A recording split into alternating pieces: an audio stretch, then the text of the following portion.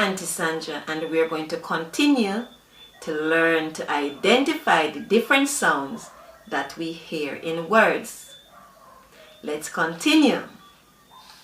What are the sounds you hear in cot?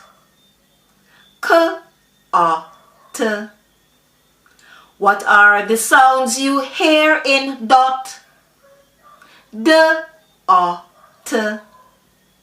What are the sounds you hear in got? G, A, T. What are the sounds you hear in hot? H, A, T. What are the sounds you hear in jot? J, A, T. What are the sounds you hear in lot?